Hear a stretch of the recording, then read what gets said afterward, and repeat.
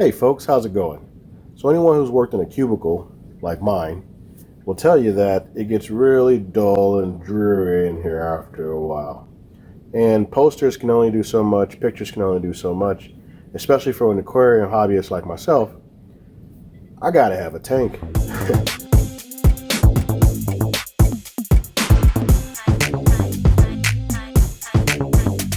But what happens when your nice fancy tank gets neglected for a little bit because Christmas holiday came up, Thanksgiving came up, and you had to be out of the office for a few weeks?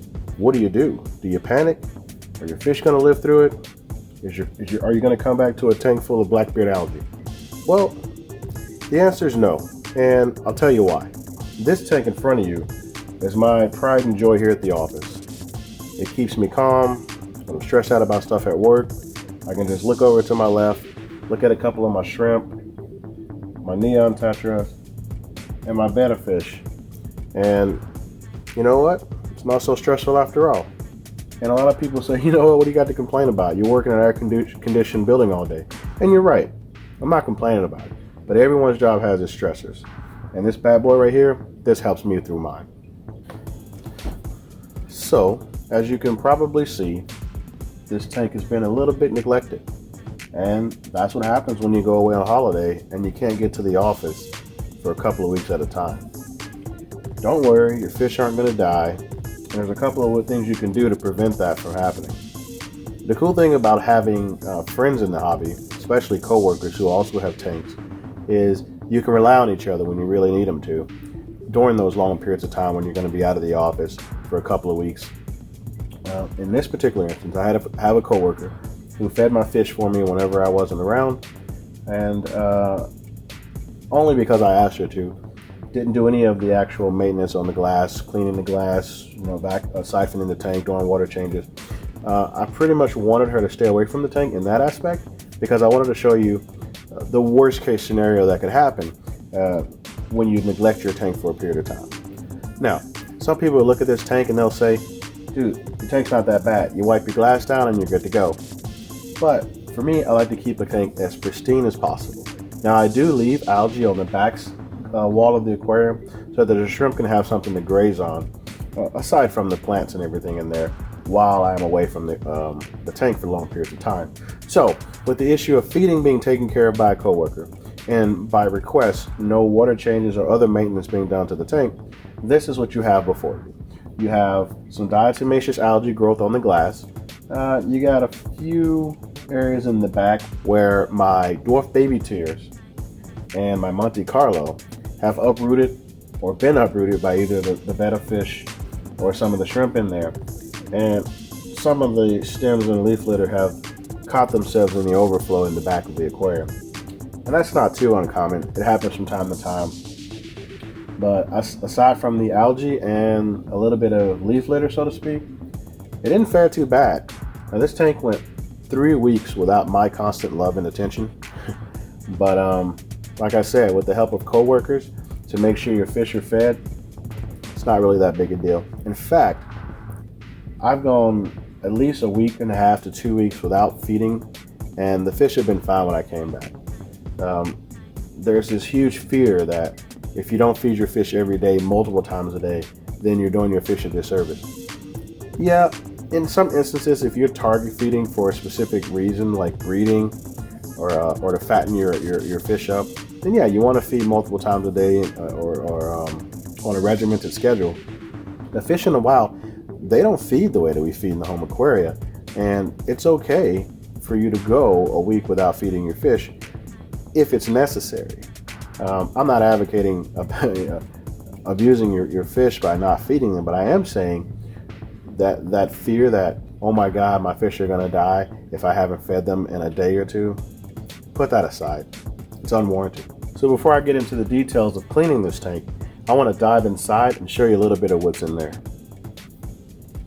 No, I really mean, let's dive inside.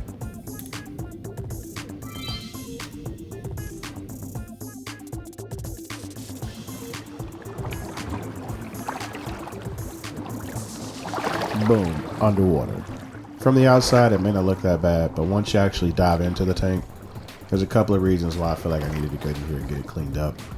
A little bit of algae on the glass, not too bad. And as we pan up here, you'll definitely notice my overflow. And I'm blaming the betta for that. Or maybe I should be blaming the cherry shrimp here. Yeah, that guy. Probably his fault.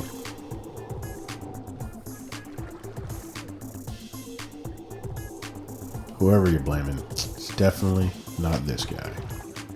This guy right here. Yeah, not that guy.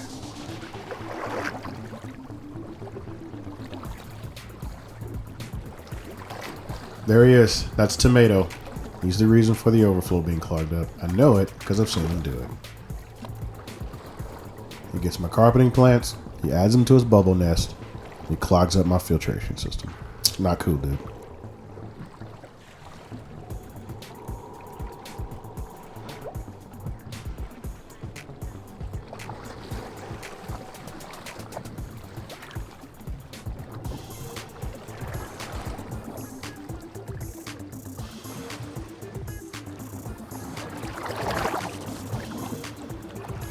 So, maintenance on an office tank may seem daunting at first, especially with having to actually, do work in the office. It doesn't take too much of your time once you got it set up, and maintenance on it is really, really easy. I mean, if you can tell, it's just 3 weeks of neglect, and it still looks pretty decent, aside from the algae growing on the glass and a bit of leaf litter caught in the overflow. But the weekly maintenance typically only consists of a 10% water change, which for a 10-gallon tank is only a gallon, right? And every other week, or maybe once a month, I'll rinse out the filter in the back in the aquarium water, and I'm good to go. So, how easy is it? You get you an empty 1-gallon jug of water. All you really have to do in this case is fill up the gallon of water with water from the tank. Go dump it, refill your jug with fresh water, use your dechlorinator, boom, pour it back in, you're good to go. As I was saying, super easy to clean an office tank. The maintenance on it shouldn't take more than a few minutes of your time, a week or every other week. Here you have my amazing wife doing a quick water change on her office tank, and watch how fast she gets this done. Hey baby, how's it going? She took a gallon of water out of the tank, dumped it out, filled it back up, added her water conditioner, threw the water right back in there. Easy peasy. Wipe the glass down if you got to, and go on with your office work for the day. Just to show you how easy it is one more time, this tank here, this is the co-worker who actually looked after my tank when I was out of town. Really awesome tank, simple arrangement of plants in there, and she keeps it really, really clean. Thanks for the help. As I've said before, maintaining an office tank is really, really easy. But for today's cleaning, since I have been away for 3 weeks and the glass is considerably dirtier than I would normally let it get, I'm gonna go a little deeper than that. Instead of doing the typical 1-gallon water change, this time I'm actually going to grab a 5-gallon bucket, do a little siphoning, and get her filled back up. I may even grab a razor blade and scrape the algae off the glass as opposed to just wiping it down with a sponge. We'll see.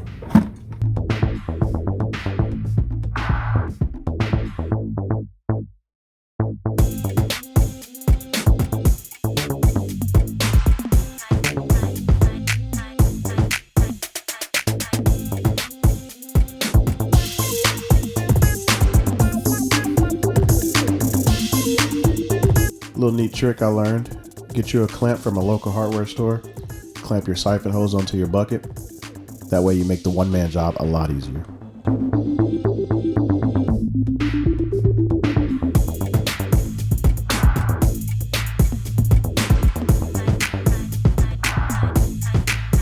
All right, folks, we're halfway there.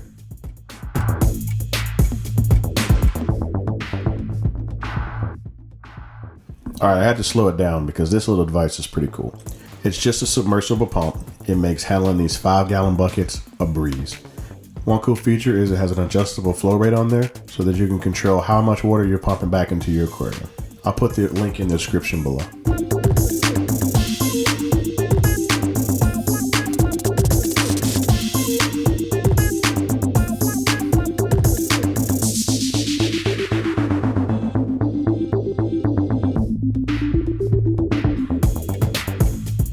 So again, you want to make sure you don't disturb your plants, your substrate, and your fish as much as possible when you're refilling your tank. Despite my pump having an adjustable flow, I also make sure I put my finger over the return just to make sure I'm making the transition real nice and easy for them as I fill the tank back up. All right, so now that we got her all cleaned up, ready to rock and roll, let's dive back in one more time.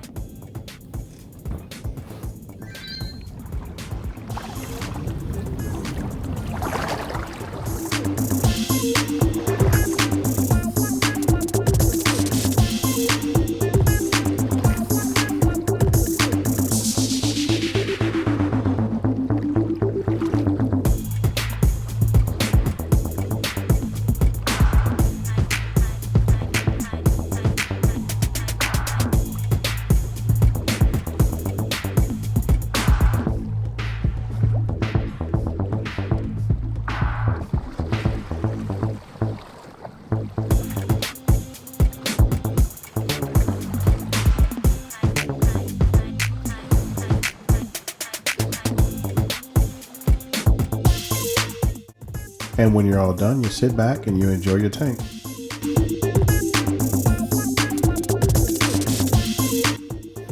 Alright folks, if you like what you saw, hit subscribe, click that like button, and consider checking me out over on Instagram at JARDLI.